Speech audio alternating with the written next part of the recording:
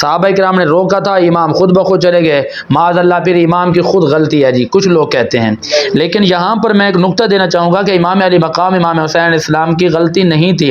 صحابہ کرام نے یہ نہیں کہا کہ یا امام آپ غلطی پر ہیں، بلکہ انہوں نے اظہار ہمدردی کی، انہوں نے الفت اور محبت کا اظہار کیا، یا امام علی مقام آپ وہاں نہ جائیں، وہاں کے لوگ ظالم ہیں، زمین فروش ہیں، آپ اس طرف نہ جائیں۔ ان کا پیغام آپ نے سنا، آپ نے فرمایا مجھے جانا ہے۔ پھر انہوں نے سوال کیا کہ آخر وجہ کیا ہے کہ آپ اس طرف جانا ہی کیوں چاہتے ہیں؟ تو پھر اس سوال کا جواب کتابوں کے اندر موجود ہے۔ ایک کتاب ہے، اس کا نام ہے ابن اسیر، اس کی جلد نمبر 4 ہے، صفحہ نمبر 17 ہے۔ اسی طرح ایک کتاب ہے تاریخ کی، تاریخ تبری، جلد نمبر 6، صفحہ نمبر 219۔ اسی طرح ایک اور کتاب ہے البدایہ والنہایہ، اس کی جلد نمبر 8 ہے، صفحہ نمبر 163 پہ یہ بات موجود ہے۔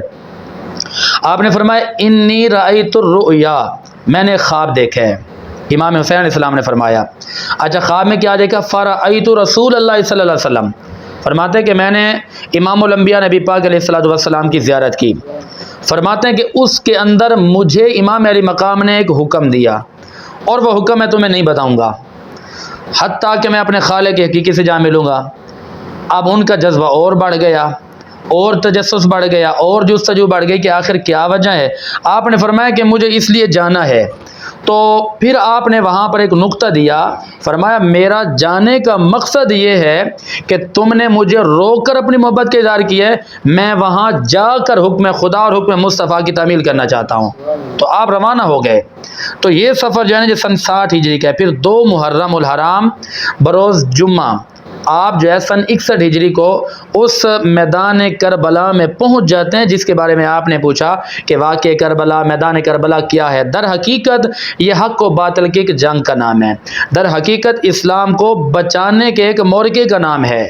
مفتی صاحب میں آپ کی بات کاٹ رہا ہوں، ہم نے یہ بھی سنا ہے کہ آپ کو خط لکھ کے گئے تھے کہ آپ آئیں، تشریف لائیں اور ہمیں اسلام کی تبلیغ دیں، کہ یہ بات درست ہے؟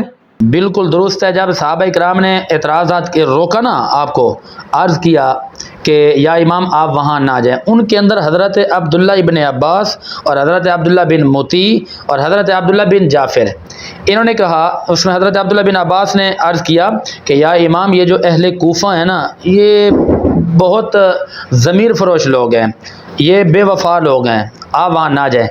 آپ نے ان کو جواب دیا، آپ نے فرمایا یہ کیسے ہو سکتا ہے کہ انہوں نے مجھے خطوط بھیجے ہیں، 80,000 خط بھیجے ہیں۔